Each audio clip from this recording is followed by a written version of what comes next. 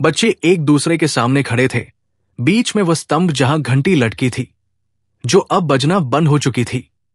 दोनों के हाथ और दिल कांप रहे थे।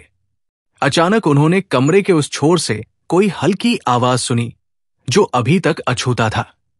वे तुरंत बिजली की तरह मुड़े और देखने लगे कि वो आवाज कहां से आई। कमरे के सबसे दूर बैठे उस एक रूपधारी महिला ने अपनी कुर्सी से उठना शुरू किया, जिसे डिग्री बहुत सुंदर समझता था। जब वो खड़ी हुई तो बच्चे चौंक उठे। वो डिग्री के सोचे से भी लंबी निकली। उसकी ताज और पोशाकों से साफ पता चलता था कि वो एक महान रानी थी। उसकी आंखों की चमक और होठों का घुमाव भी यही बताते थे। वो पूरे कमरे में घूमी तो उसने नष्ट हुए हिस्सों को देखा और फिर बच्चों को देखा। उसके चेहरे पर कुछ भी पढ़ना मुश्किल था, ना आश्चर्य, ना खुशी, ना कोई भावना। वो लंबी लंबी चाल से बच्चों की तरफ बढ़ी। किसने मुझे जगाया? किसने ये जादू तोड़ा? उसने पूछा। मुझे लगता है कि ये मैंने किया है, डिग्री ने कहा। तुम? रानी ने डिग्री के कंधे पर हाथ रखा। सफेद सुंदर हाथ था, लेकिन डिग्री महसूस कर सकता था कि वो इस्पात के पंजों जितनी मजबूत थी। तुम? लेकिन तुम तो एक बच्चे हो, एक आम बच्चे। किसी को एक नजर में दिखता है कि तुम्हारे रक्त में एक भी बूंद राजसी या उच्च कुलीन नहीं है। तुम्हारे जैसे किसी ने इस घर में कैसे कदम रखा? हम दूसरे संसार से आए हैं, जादू के माध्यम से, पॉली ने कहा, क्योंकि उसे लगा कि अब रानी को डिग्री के साथ साथ उसकी भी बात सुननी चाहिए। क्या यह सच है? रानी ने पूछा, अभी भी डिग्री की तरफ देख रही थी। पॉली को एक भी नजर नहीं दी। हां, सच है, डिग्री ने जवाब दिया। रानी ने अपना दूसरा हाथ डिग्री के ठोड़ी के नीचे रखा और उसे ऊपर उठाकर उसके चेहरे को देखा। डिग्री ने हिम्मत करके उसकी आंखों में देखा, लेकिन जल्द ही उसकी ताकत से दबकर अपनी नजरें नीचे कर ली। वो आंखें कुछ ऐसी थी कि उनसे लड़ना मुश्किल था। कई देर तक देखने के बाद रानी ने उसका ठोड़ी छोड़ दिया और बोली, तुम जादूगर नहीं हो। जादू की निशानी तुम्हारे ऊपर नहीं है। तुम केवल किसी जादूगर के सेवक हो। तुम यहां किसी और के जादू से आए हो। ये मेरे चाचा एंड्रयू का जादू था, डिग्री ने कहा। तभी कमरे के बाहर से, कहीं नजदीक से, एक गर्जना हुई, फिर चरमराहट और फिर मूसलधार गिरने की आवाज आई। जमीन हिलने लगी। यहां बहुत खतरा है, रानी बोली। सारा महल टूट फूट रहा है। अगर हम कुछ ही मिनटों में बाहर नहीं निकले तो मलबे के नीचे दफन हो जाएंगे। वो ऐसे शांत और गंभीर बोली जैसे समय बताना हो। चलो, उसने बच्चों के हाथ पकड़ लिए। पॉली को यह रानी बिल्कुल पसंद नहीं आई और वो झुकी हुई थी, पर वो रानी के बड़े और मजबूत हाथों से बच नहीं सकी।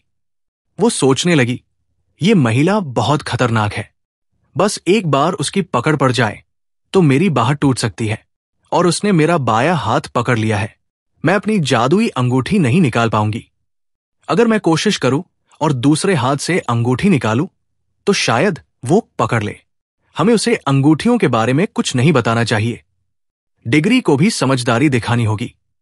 रानी ने बच्चों को हॉल ऑफ इमेजेस से बाहर निकाला, फिर लंबे गलियारों, हॉल, सीढ़ियों और आंगनों के बीच से गुजरा। महल के टूटने की आवाजें उनके पास आ रही थी। एक बार तो एक विशाल मेहराब उनके ठीक पीछे गिरा। रानी तेज चल रही थी। बच्चों को दौड़ना पड़ रहा था, पर वो भयभीत नहीं दिखी। डिग्री सोचता था, ये महिला बहुत बहादुर है और कितनी ताकतवर। वही मैं एक रानी कहूंगा। काश वो हमें इस जगह की कहानी सुनाए। और उसने बताया भी। यहां से दंड कक्ष का दरवाजा है, वो कहती, और वह रास्ता यातना कक्षों तक जाता है। यहां मेरा पूर्वज एक बार 700 कुलीनों को भोजन पर बुलाकर मार दिया था, क्योंकि वे विद्रोही थे। अंत में वे एक बहुत बड़े हॉल में पहुंचे, जहां से मुख्य द्वार दिखाई दे रहा था। डिग्री को लगा अब वे बाहर निकलेंगे। दरवाजे गहरे काले थे, किसी अनजान धातु से बने, बहुत भारी और ऊंचे। वो सोचने लगा कि इन्हें कैसे खोला जाएगा। रानी ने उसका हाथ छोड़कर अपना हाथ उठाया। वो अपनी पूरी लंबाई तक खड़ी हो गई और एक अजीब मंत्र बोला, जो बच्चे समझ न सके, पर वो घातक लग रहा था। फिर उसने एक क्रिया की जैसे वो कुछ दरवाजों की तरफ फेंक रही हो। दरवाजे फड़फड़ाए जैसे सिल्क हो, फिर पाउडर बन गए। वाह, डिगरी ने कहा, क्या तुम्हारे जादूगर चाचा के पास मेरी ताकत है? रानी ने डिगरी का हाथ पकड़ते हुए पूछा, लेकिन मैं बाद में जान लूंगी। तब तक याद रखो जो तुमने देखा। यही होता है जब कोई मेरी राह में आता है। अब बहुत रोशनी उस दरवाजे से आ रही थी। वे बाहर निकले। बाहर ठंडी हवा थी, पर अजीब और बासी। वे एक ऊंची छत पर थे। नीचे एक विशाल शहर फैला था, जहां कोई जीवित नहीं था। दूर क्षितिज पर एक बड़ा लाल सूरज था, जो हमारे सूरज से बड़ा और पुराना लग रहा था। एक ऐसा सूरज जो अपने जीवन के अंत में था। उसके पास एक चमकता तारा था। आसमान में बस यही दो थे। जमीन पर दूर दूर तक एक बड़ा शहर था, जो सूना और निर्जन था।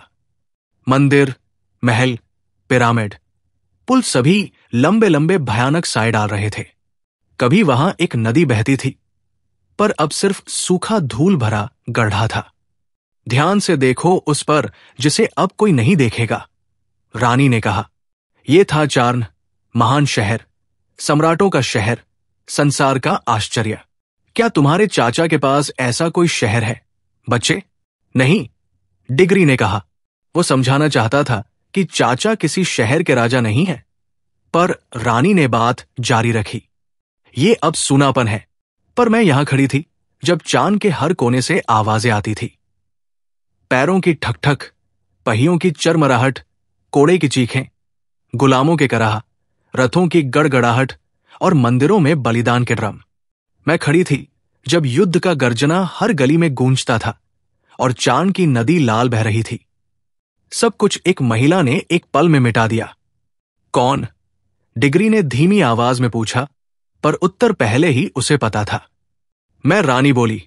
मैं जाडिस, अंतिम रानी और संसार की रानी। दोनों बच्चे चुप हो गए, ठंडी हवा में कांपते हुए। मेरी बहन की वजह से, रानी बोली। उसने मुझे ऐसा करने पर मजबूर किया। उन सभी शक्तियों का अभिशाप उस पर हो। मैं किसी भी वक्त शांति करने को तैयार थी। हां, और उसकी जान भी बचाने को, अगर वो सिंहासन छोड़ देती। पर उसने नहीं छोड़ा। उसका गर्व इस पूरी दुनिया को तबाह कर गया। युद्ध शुरू होने के बाद भी हमने वादा किया था कि जादू का इस्तेमाल नहीं करेंगे, लेकिन उसने वो वादा तोड़ा। तब मैंने वो डिप्लोरेबल वर्ड बोला। वो क्या था? डिगरी ने पूछा। यह सबसे बड़ा रहस्य था, जाडिस ने कहा। हमारी जाति के महान राजाओं को पता था कि एक ऐसा शब्द है जो अगर सही तरीके से बोला जाए तो सब कुछ नष्ट कर देता है, सिवाय उसके जिसने वो शब्द बोला हो। पुराने राजा कमजोर थे, इसलिए उन्होंने और अपने बाद आने वालों को उस शब्द को खोजने से मना किया। पर मैंने उसे सीखा, बड़ी कीमत चुकाकर। मैंने उसे तभी बोला जब मेरी बहन ने मुझे मजबूर किया। मैंने अपनी सेना का खून बहाया, पर हारते रहे। राक्षस, पॉली ने फुसफुसाया। अंतिम लड़ाई 3 दिन चली, रानी ने बताया। मैं 3 दिन यही खड़ी रही। मैंने अपनी सेना को तब तक लड़ते देखा जब तक वे खत्म ना हो गए। मेरी बहन विद्रोही सेना के साथ शहर की सीढ़ियों पर चढ़ रही थी। फिर मैंने वो शब्द कहा। एक पल में मैं अकेली जीवित थी। पर बाकी लोग? डिगरी ने घबराकर पूछा। कौन लोग, बच्चे? रानी ने पूछा। सामान्य लोग, पॉली ने कहा, जिन्होंने तुम्हें कोई नुकसान नहीं पहुंचाया था। और महिलाएं, बच्चे, जानवर। क्या समझ नहीं रहे? रानी ने कहा। मैं रानी थी, वे सब मेरे लोग थे। उनका अस्तित्व मेरे आदेश के लिए था। यह तो उनकी बड़ी बेईमानी थी, डिगरी ने कहा। तुम तो केवल एक आम बच्चे हो। तुम राज्य के तर्क नहीं समझ सकते। तुम सीखोगे कि जो किसी आम व्यक्ति के लिए गलत होता है, वो महान रानी के लिए गलत नहीं। हमारी जिम्मेदारी बहुत भारी है। हम नियमों से मुक्त हैं। हमारा भाग्य महान और अकेला है। डिगरी को याद आया कि चाचा एंड्रयू ने भी यही बातें कही थी, पर जब जाडिस कहती तो वे और भी भव्य लगती थी। शायद क्योंकि एंड्रयू 7 फीट लंबा और चमकीला नहीं था। फिर तुमने क्या किया? डिगरी ने पूछा। मैंने पहले ही उस हॉल में जादू कर दिया था, जहां मेरे पूर्वजों की तस्वीरें हैं। जादू यह था कि मैं सोती रहूं, बिना खाना और आग के 1000 सालों तक। जब तक कोई आकर घंटी न बजाए। क्या वही शब्द सूरज को ऐसा बना दिया? डिग्री ने पूछा। कैसा? जाडिस ने पूछा।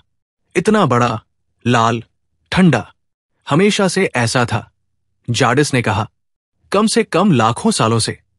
तुम्हारे संसार में सूरज अलग है? हाँ, छोटा और पीला, और ज्यादा गर्मी देता है। रानी ने लंबी सांस ली और उसकी आंखों में वही भूख और लालच दिखाई दिया जो डिग्री ने एंड्रयू में देखा था। तो वो बोली, तुम्हारा संसार छोटा और नया है।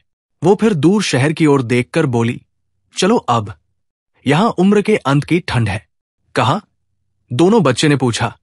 तुम्हारे संसार, जाडिस ने हैरानी से दोहराया। पॉली और डिग्री एक दूसरे को देखते रह गए। पॉली को यह रानी शुरू से नापसंद थी, और अब डिग्री भी सोच रहा था कि उसने काफी देखा।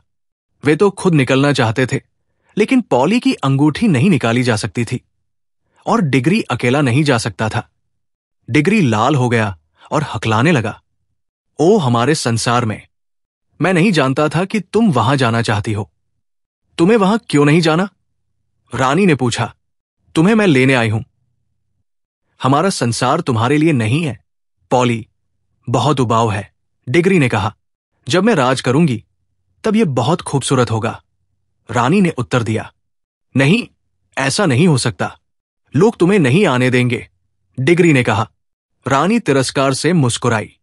कई महान राजा चांद के सामने टिक नहीं पाए, पर मैं अपनी सुंदरता और जादू के साथ 1 साल में तुम्हारे पूरे संसार को अपने कदमों में रख दूंगी।